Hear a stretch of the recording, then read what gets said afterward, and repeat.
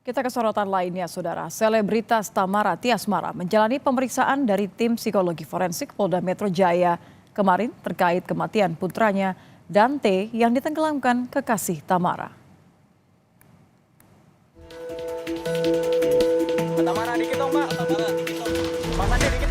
Kamis 15 Februari, selebritas Tamara Tiasmara menjalani pemeriksaan psikologi forensik terkait kematian putranya Raden Andante Halif Pramudityo atau Dante selama kurang lebih 3 jam. Didampingi kuasa hukumnya, Tamara mengaku diberi 10 pertanyaan yang berkaitan dengan keseharian almarhum Dante. Tamara juga membenarkan dirinya dan pelaku mendatangi kolam renang di kawasan Durensawit, Jakarta Timur pada 22 Januari atau 5 hari sebelum putranya tewas di kolam itu. Tamara mengaku kedatangannya ke lokasi untuk mengecek kondisi air dan fasilitas kolam renang. Isi pertanyaannya lebih ke tentang Dante itu seperti Kejadian sempat survei kolam renang kayak kata Tamara. tanggal 20. Itu emang baru pertama kali. Itu hal yang wajar untuk orang yang kenal aku. Dan dia mau main playground aja, aku tuh cek dulu playgroundnya bersih apa enggak. Akhirnya apalagi berenang. Itu hal yang wajar sih. Orang dekat aku tahu apa seperti itu. Oh, memang itu hal rutin ya? Berarti itu sakit aja, obatnya per berapa menit harus saya catat ya. Sebelumnya, tim psikologi forensik juga telah memeriksa tersangka Yuda Arfandi. Pemeriksaan terhadap tersangka dilakukan bahkan sampai 2 kali. Hal itu dilakukan sebagai upaya dari penyidik Subdit Jatanras Ditreskrimum Polda Metro Jaya untuk menyelidiki motif dari pembunuhan Dante. Selain itu, tim psikologi forensik juga memeriksa Angger Dimas, ayah kandung Dante pada 13 Februari. Sama seperti Tamara, Angger Dimas diperiksa selama 3 jam. Tersangka YA juga telah dilakukan pemeriksaan oleh psikologi forensik. Kemudian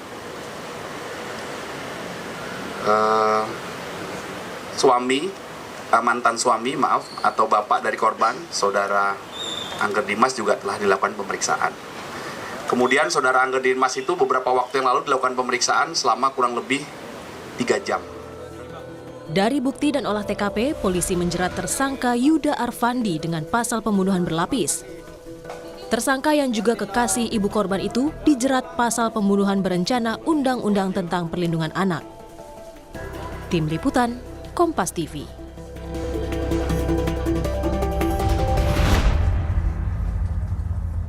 Ya, lebih dalam terkait perkembangan kasus tewasnya anak artis Tamara Tiasmara, kita akan bergabung dengan kriminolog anak Hanifah Hasna. Selamat malam, Mbak Iva.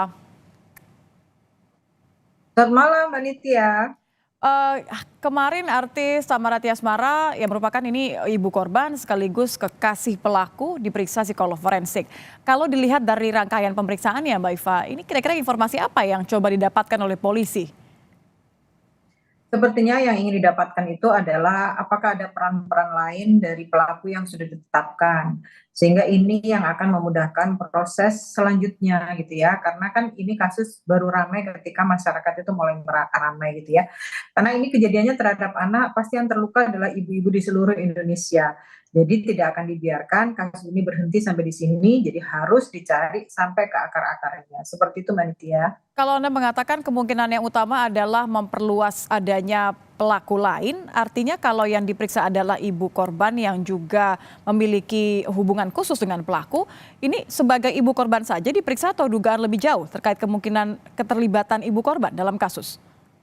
Kemungkinan keterlibatan ibu korban karena begini, setiap kali ada kejadian yang harus dilakukan pemeriksaan adalah orang-orang yang paling dekat dengan korban. Dalam hal ini adalah ibu korban dan pelaku yang sudah ditentukan.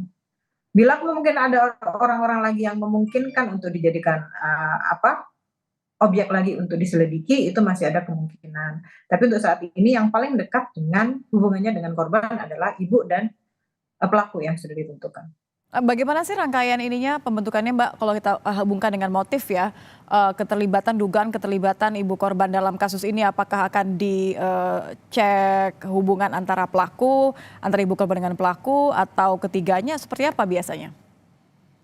Ketiganya. Jadi begini, Mbak, karena anak ini kan ada indikasi sudah tidak nyaman dengan proses dia ikut berenang gitu ya.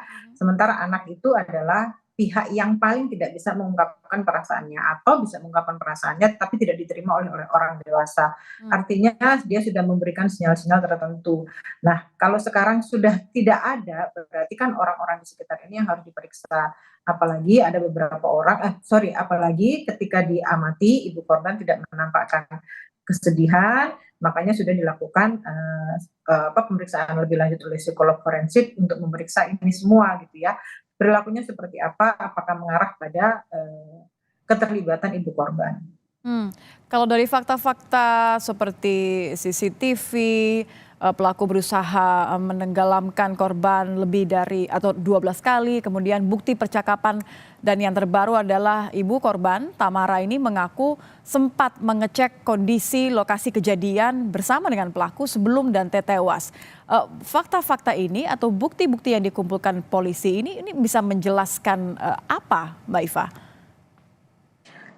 Kalau secara sebagai orang tua ya, kita bisa saja melakukan pengecekan sebelum anak kita ikut berenang gitu ya. Tetapi karena ada rangkaian kejadian ini sehingga disangkut pautkan. Nah, hal ini bisa memberatkan atau justru memperingan diduga pelaku baru ini ya, atau ibu korban ya. Karena kita nggak tahu lagi apa yang akan dihasilkan oleh psikolog forensik dalam pemeriksaan ini.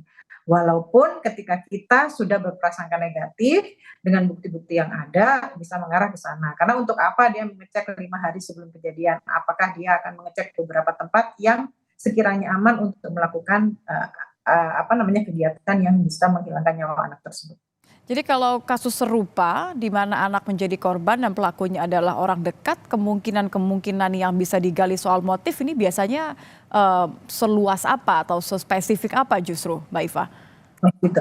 Baik, biasanya pembunuhan